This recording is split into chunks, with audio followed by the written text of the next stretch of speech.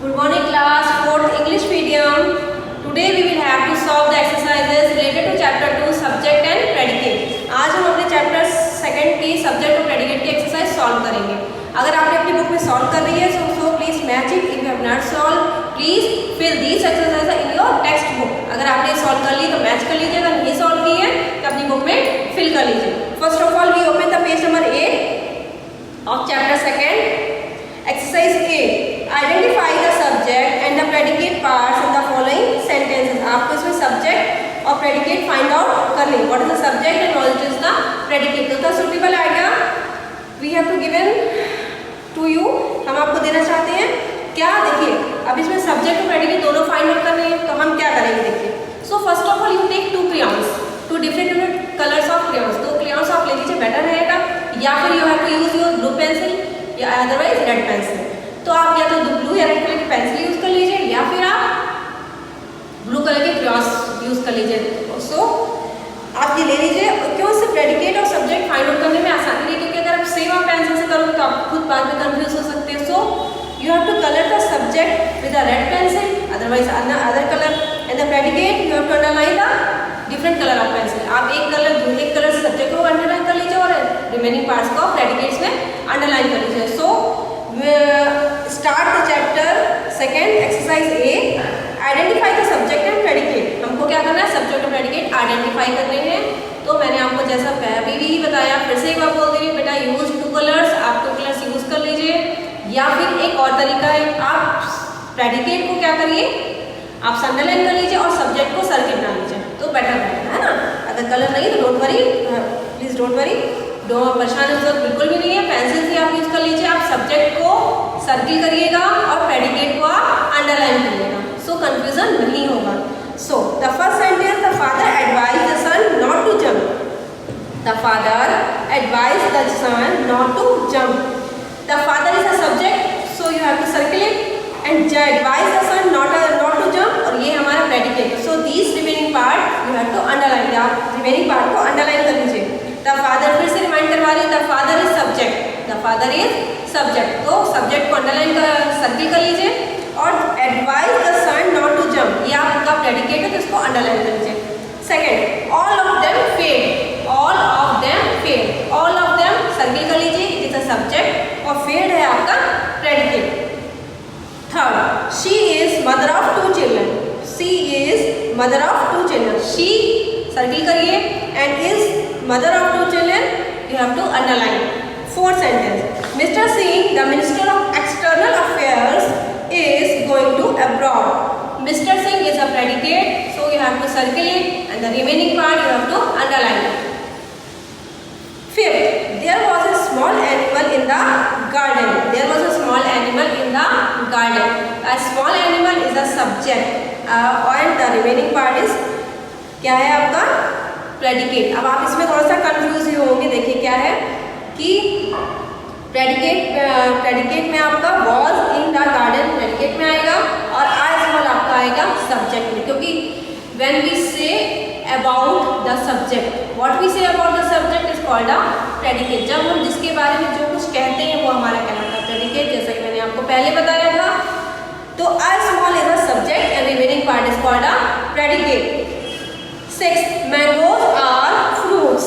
Mangoes are fruits. Mangoes circle it and was fruits underline it. Seventh, there is a lady waiting for you. There is a lady waiting for you. A lady is a subject and remaining part is a predicate. Is waiting for you is a predicate. Next, 8, are you ill? Are you ill? You is a subject. Are ill is a predicate. कुछ sentences में आपके sentence मैंने आपको explain की थी पहले, तो उसी के अकॉर्डिंग बेटा फाइंड आउट सब्जेक्ट प्रेडिक्ट करने पड़ते हैं. जरूरी नहीं है आपका हमेशा सब्जेक्ट स्टार्टिंग में ही है, वो बीच में भी आ सकता है, लास्ट में भी आ सकता है. तो nothing better, you only find out the subject. आपको सिर्फ ये ढूंढना है कि हम किसके बारे में बात कर रहे हैं. जिसके बारे में बात करते हैं बस वही सब्जेक्ट कहलाता है. तो आप ये नहीं कन्फ्यूज होइए कि हमने कभी सब्जेक्ट स्टार्टिंग में आ गया, कभी मिडिल में आ गया, कभी लास्ट में आ गया. तो so don't be confuse. You have to find out first of all what we speak about. हम किसके बारे में कह रहे हैं, तो जिसके बारे में कह रहे हैं वो हमारा सब्जेक्ट कहलाता है. 9, this is the sentence of the experience, this is the sentence of the experience, the sentence of the experience is a क्या है आपका subject. 10th, the ability of man to control nature, the ability of man to control nature, the ability of man to control nature में पूरा आपको circle करना, because whole words a group of word is called a subject, ये पूरा ही आपका subject में आएगा, इस लिमिटेड आपका आएगा प्रेडिकेट में। क्यों? मनुष्य की योग्यता नेचर को कंट्रोल करने की लिमिटेशन है, ठीक है।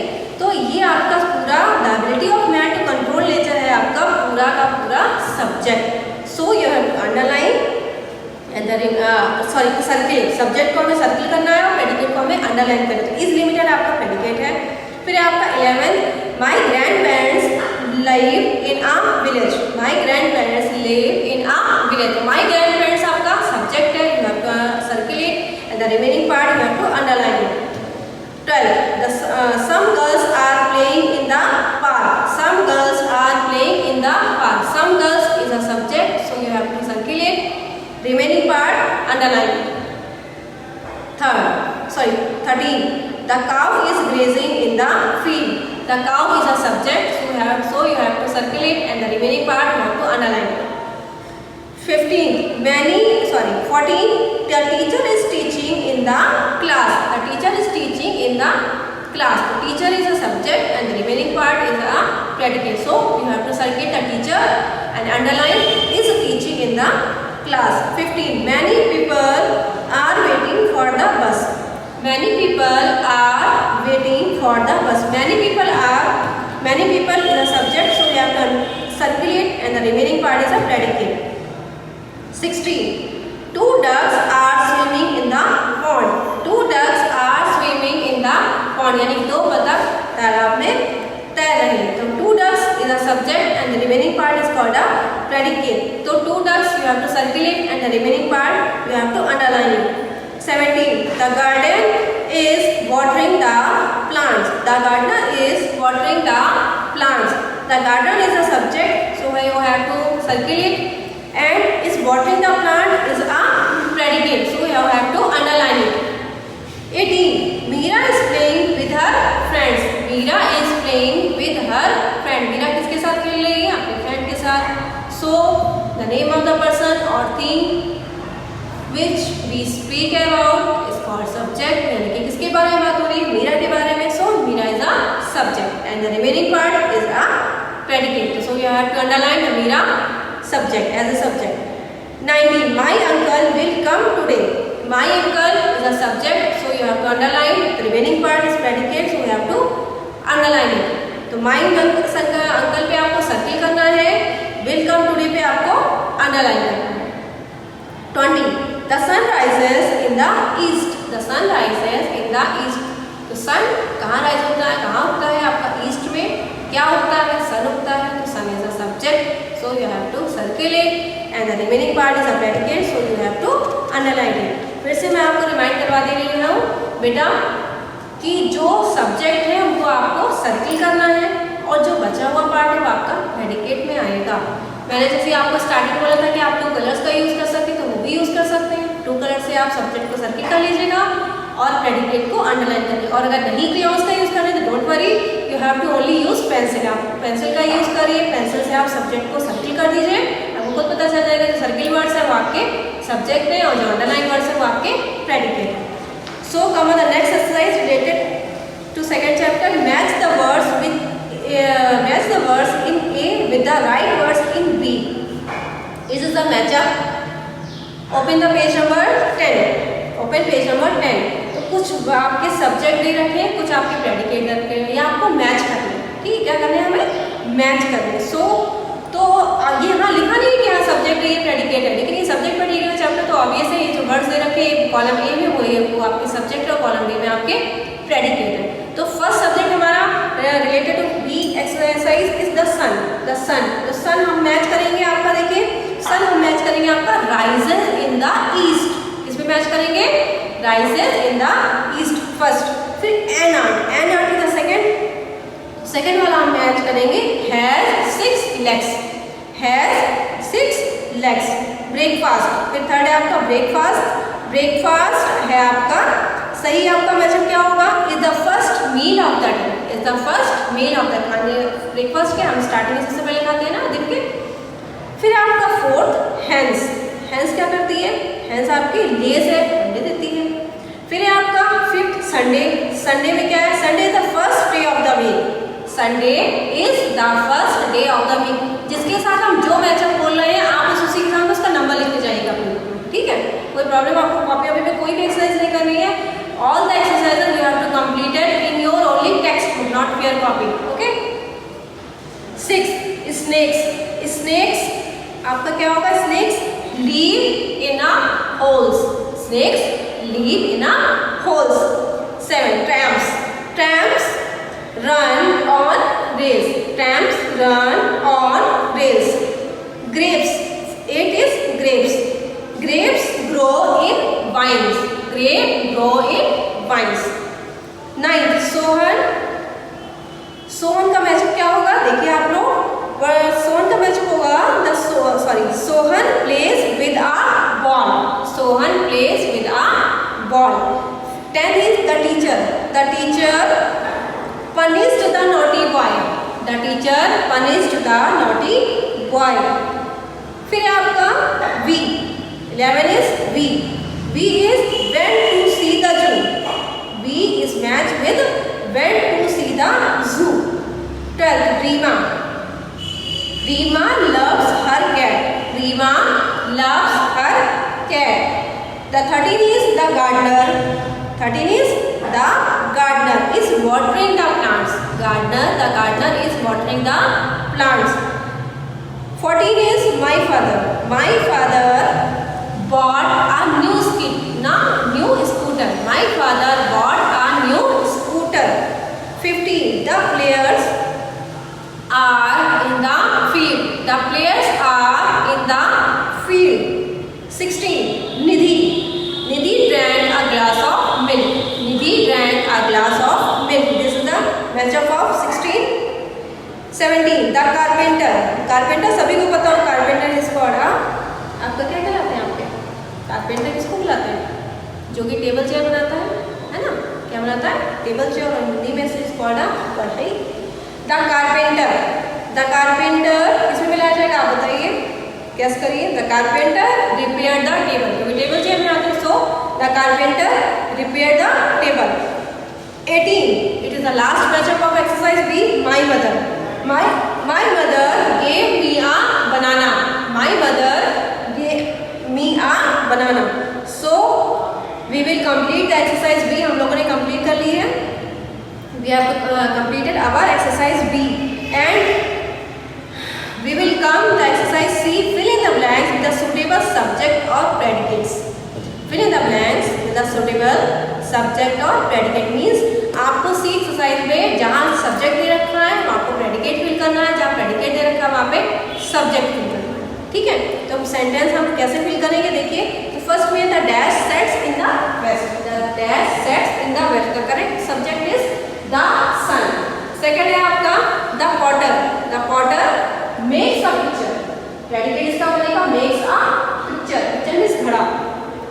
Third dash have gone to Agra by car, dash में आएगा बी, डैश में आपका सब्जेक्ट क्या आएगा? We have gone to Agra by car. Fourth है आपका the dash is sitting on a bench, तो हमने लिखा है the boy is sitting on a bench. Fifth हमारा इंडिया, फिफ्थ हमारा क्या बेटा? इंडिया. इंडिया के तो बहुत सेंटेंस बन सकते हैं, तो हमने ये बनाया है, मैच कर लीजिए. अगर आपने किया नहीं किया है तो कोई no problem, you have to fill these predicate in your exercise C. फिर है आपका fifth India is our motherland, मैंने लिखा है India is our motherland. Sixth is dash love red rose, dash love red rose. Correct answer is Radha. Radha के लिए आप किसी फीमेल का नाम ले सकते हैं, क्योंकि मोस्टली मैंने सिर्फ फीमेल का नाम लिखा है, गर्ल का नाम लिखा है, तो क्यों? क्योंकि बेटा गर्ल्स को ही ज़्यादा रेड रोज पसंद होते हैं, है ना? 7 dash has finished her homework, dash has finished her homework. इसमें हर आया है, इसीलिए मैंने बेटा शी का यूज करा है, ठीक है? उसने अपना काम पूरा कर लिया है. 8 Sumit and his friends are very naughty, Sumit and his friends are very naughty. You. Ninth में क्या लिखा है? यू में सब्जेक्ट,